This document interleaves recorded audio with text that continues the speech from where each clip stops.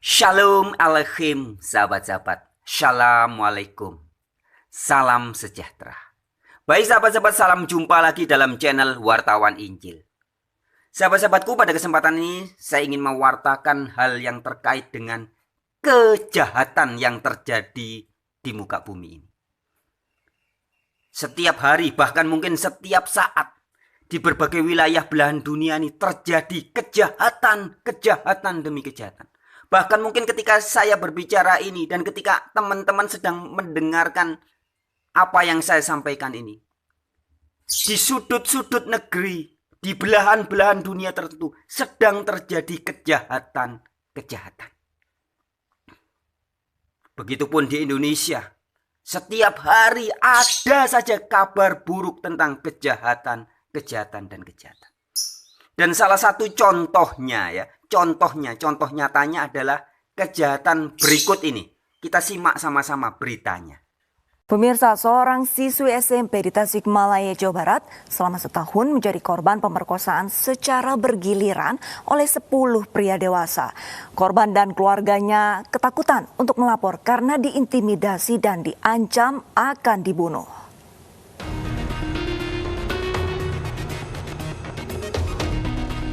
Inilah 9 lelaki dewasa yang ditetapkan menjadi tersangka pemerkosaan siswi SMP di Cibalong, Kabupaten Tasikmalaya, Jawa Barat. Para tersangka masih satu kampung dengan korban dan bahkan ada yang masih mempunyai hubungan keluarga. 4 tersangka diketahui juga sudah berusia lanjut dan merupakan tokoh masyarakat. Pemerkosaan ini berlangsung setahun di mana korban dipaksa melayani para tersangka secara bergiliran. Jadi berawal dari salah satu tersangka yang mengiming-imingi korban dengan uang, ya. Kalau misalnya mau melakukan persetubuhan kalau mau bersetubuh dengan saya akan saya kasih sejumlah uang gitu. Berawal dari situ dan korban mau.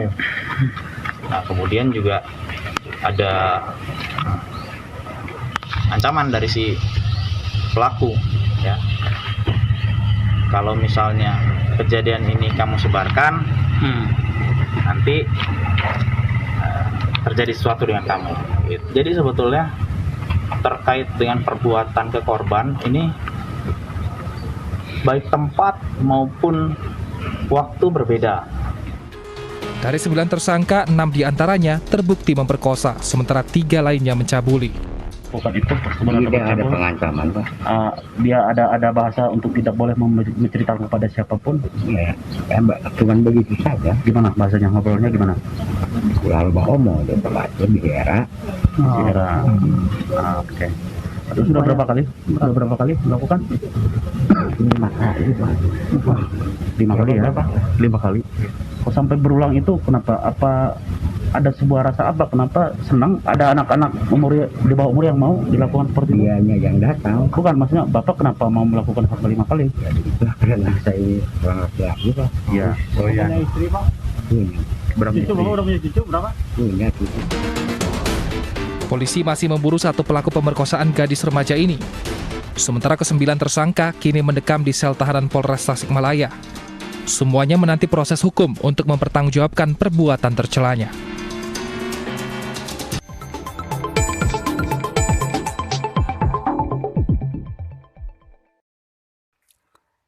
Nah, sahabat-sahabatku, kawan-kawanku, itu tadi baru secuil contoh kisah fakta nyata kejahatan yang sangat mengerikan.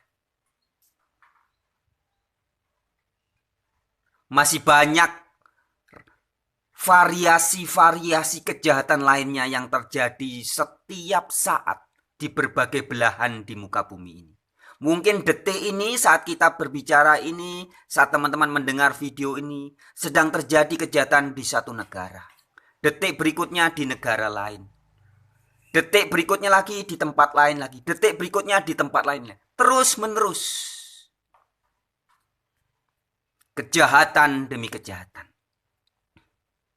Di dalam kitab suci, sahabat-sahabatku, Yesus Kristus sudah mengingatkan kita bahwa sesungguhnya penguasa dunia ini adalah si jahat. Yang oleh Alkitab disebut juga sebagai iblis atau diabolos. Dialah sumber segala kejahatan. Itu sebabnya setiap saat selalu terjadi kejahatan demi kejahatan. Yesus Kristus juga mengingatkan kita. Itu tertulis jelas di dalam Injil Markus ya. Injil Markus pasal 7 di dalam ayatnya yang ke-21. Ini kata Yesus. Yesus memberitahu kita dari mana asal usul kejahatan. Markus 7 ayat 21 ada tertulis demikian. Sebab dari dalam, dari hati orang timbul segala pikiran jahat. Percabulan, pencurian, pembunuhan, persinahan, keserakahan, kejahatan, kelicikan, hawa nafsu, iri hati, hujat, kesombongan, kebebalan. Semua hal-hal jahat ini timbul dari dalam dan menajiskan orang. Ya. Jadi sahabat-sahabatku, dari mana asal mula orang bisa berbuat jahat?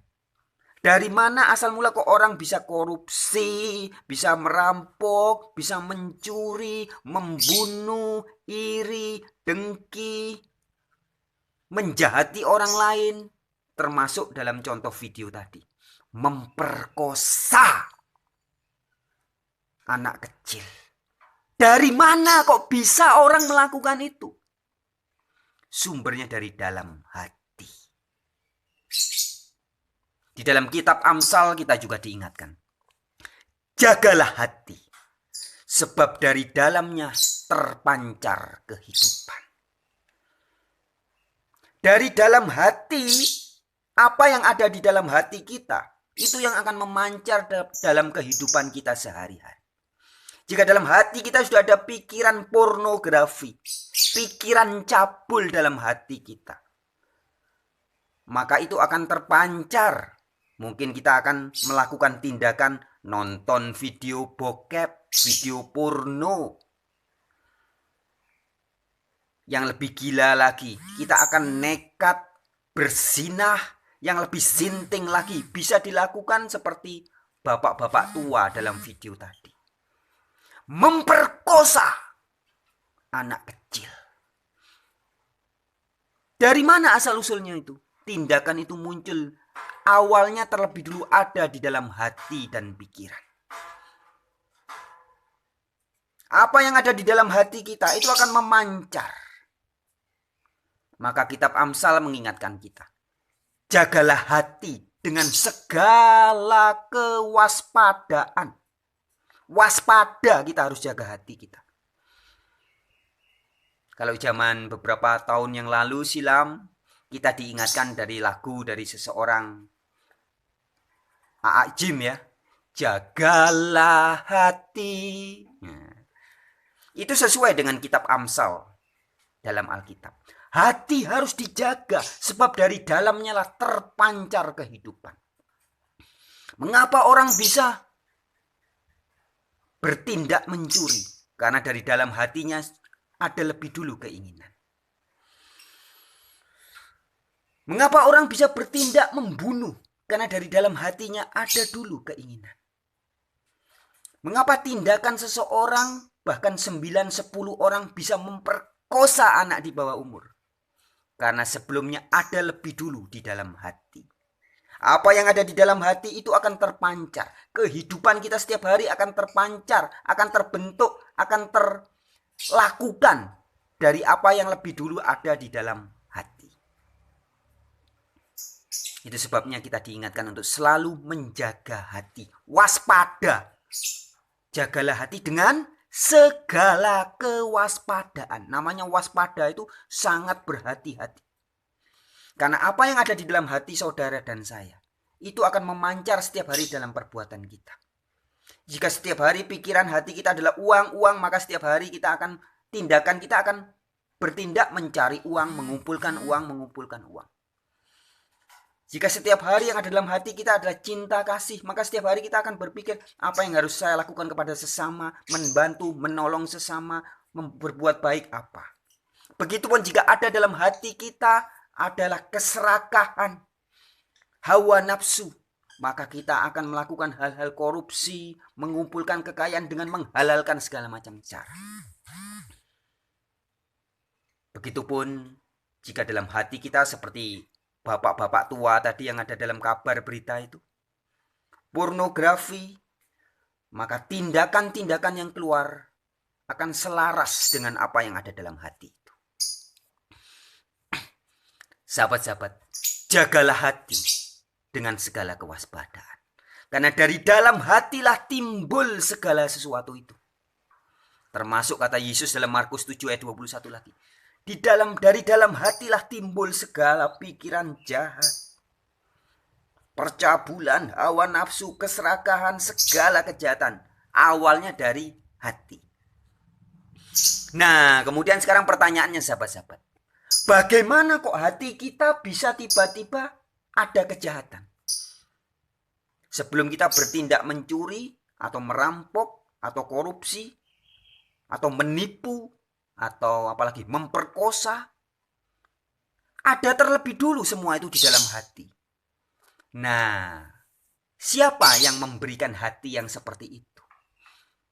Siapa yang memberikan hati kita atau hati manusia sehingga bisa ada kejahatannya, bisa ada keinginan hawa nafsu, bisa ada keinginan keserakahan?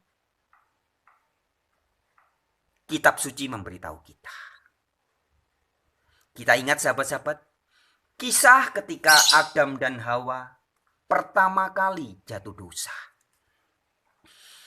Awalnya seluruh isi hatinya diisi dengan firman-firman, perintah-perintah dari Allah. Setiap hari hidup mereka dipimpin oleh roh Allah. Tidak ada rasa iri dengki dalam hatinya. Tidak ada rasa takut, tidak ada rasa malu, tidak ada rasa benci. Tapi ketika Adam dan Hawa membuka hatinya kepada iblis, mau mendengarkan suara iblis di Taman Eden itu, membuka hatinya untuk iblis mengiming-imingi, Adam dan Hawa mulai mendengarkan suara iblis, bisikan-bisikan iblis, membuka hatinya dan membiarkan iblis memimpin masuk ke dalam hatinya. Dan dari dalam hati Hawa muncul tindakan dia memetik buah terlarang itu. Buah pengetahuan itu dia makan. Sesuatu yang dilarang oleh firman Allah. Mulai dia petik dan dia makan. Dan dia bagikan juga kepada suaminya, yaitu Adam. Nah, ketika Hawa dan Adam sudah betul-betul membuka lebar-lebar hatinya kepada iblis, maka pada saat itu iblis bisa memberi rasa-rasa yang baru. Rasa takut. Jika dikisahkan di dalam Alkitab, Adam dan Hawa mulai rasa ketakutan, merasa bersalah. Siapa yang memberikan rasa takut? Iblis. Adam dan Hawa mulai mendapat rasa malu tiba-tiba. Yang tadinya tidak malu, santai-santai saja. Tiba-tiba merasa malu. Dari mana asal-usul rasa malu? Kok bisa rasa takut dan rasa malu masuk di dalam hatinya Adam dan Hawa? Siapa yang ngasih? Apakah Allah memberi rasa takut dalam hati? Apakah Allah memberi rasa malu dalam hati Adam dan Hawa? Tidak, sahabat-sahabatku. Ketika Adam dan Hawa membuka hati kepada iblis, maka iblis bisa memberi segala macam rasa semaunya dia. Rasa takut, rasa malu. Kemudian perhatikan kisah selanjutnya.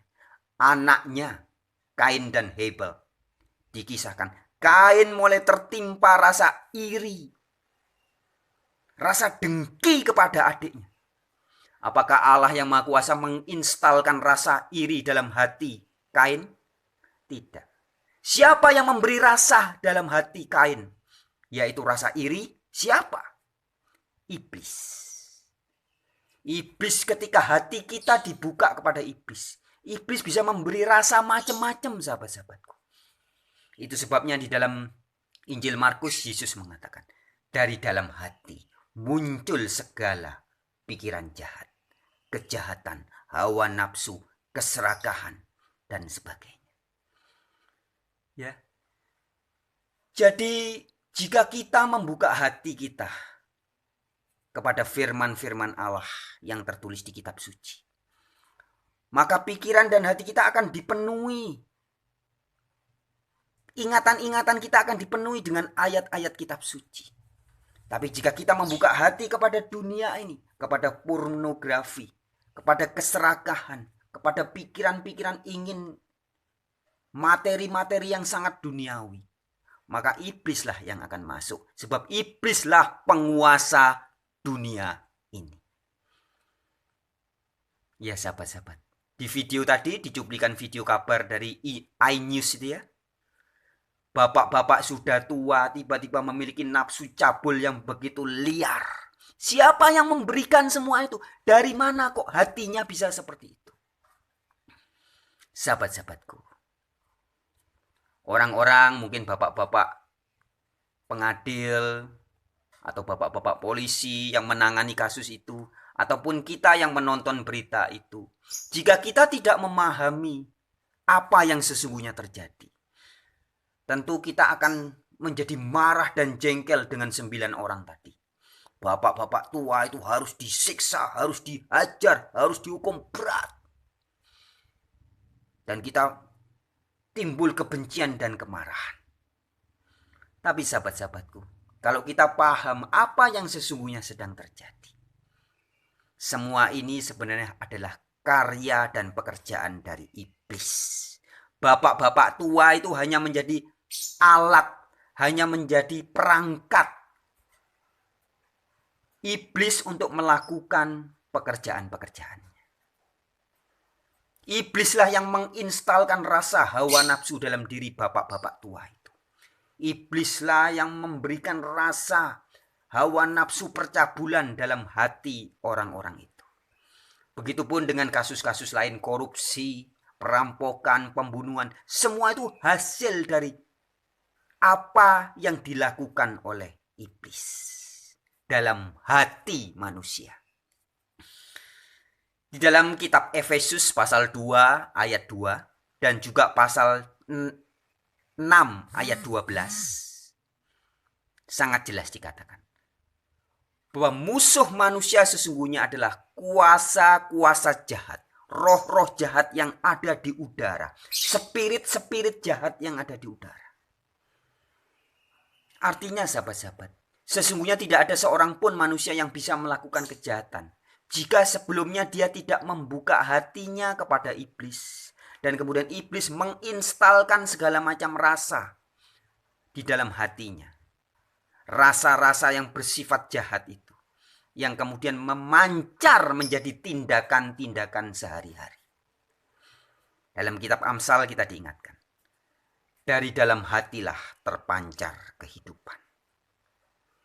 Kalau di dalam hatinya sudah ada percabulan, maka kehidupan eksekusi setiap harinya yang kita lakukan adalah tidak jauh dengan percabulan. Jika dalam hati kita sudah ada keserakahan, dari mana keserakahan itu? Diberikan oleh iblis. Rasa serakah, rasa iri, rasa dengki. Sudah ada di dalam hati kita.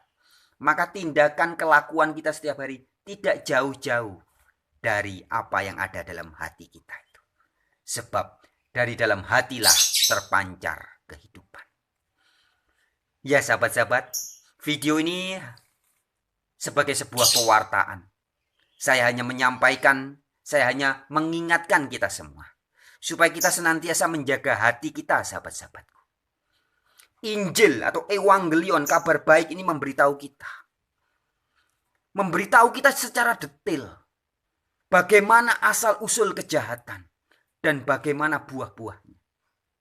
Sehingga ketika kita setiap hari melihat kejahatan terjadi merajalela di muka bumi, kita bisa tahu dan paham betul bagaimana ini asal-muasalnya. Dari dalam hati dulu baru muncul timbul perlakuan-perlakuan, tindakan-tindakan jahat. Tindakan jahat menghasilkan kejahatan berikutnya. Tindakan jahat menghasilkan energi-energi jahat, merangkul energi-energi jahat yang terjadi. Kejahatan terus terjadi. Dari mana asal mulanya? Dari dalam hati. Markus 7 ayat 21. Yesus Kristus memberitahu kita begitu jelas. Dari dalam hati timbul segala kejahatan. Siapa yang memberi hati? Allah, bukan. Siapa yang memberi hati rasa jahat itu? Roh Kudus, bukan.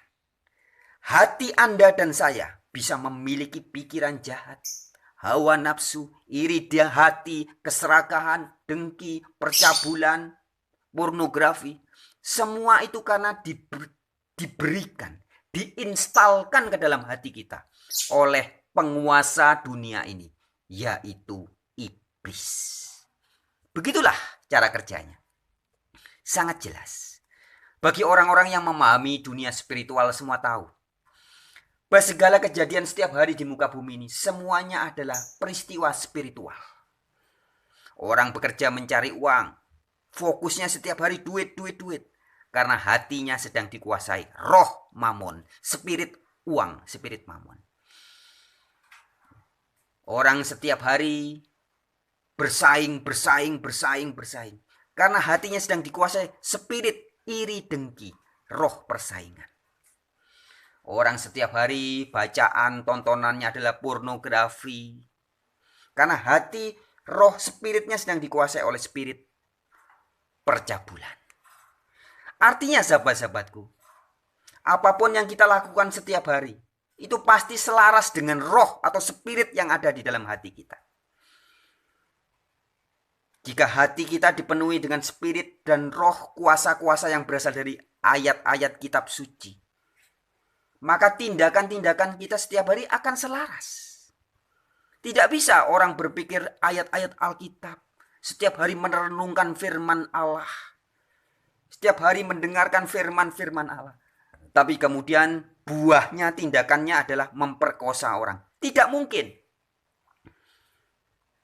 Begitupun orang yang setiap hari hatinya diisi dengan pornografi, tontonannya pornografi, film-film porno, bacaan-bacaannya pornografi, setiap hari itu yang ada di pikirannya. Kemudian tindakannya dia menolong orang miskin, menolong sesama. Tindakan sehari-harinya dia menyampaikan firman Allah. Tidak mungkin. Tidak bisa seperti itu. Sebab apa yang ada di dalam hati itu akan memancar keluar.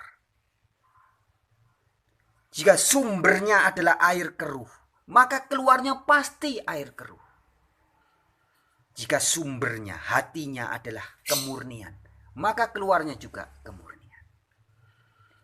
Jagalah hati, sebab dari dalam hati terpancar kehidupan. Baik, shalom, sampai jumpa di dalam kesempatan selanjutnya. Terima kasih ya, salam sejahtera.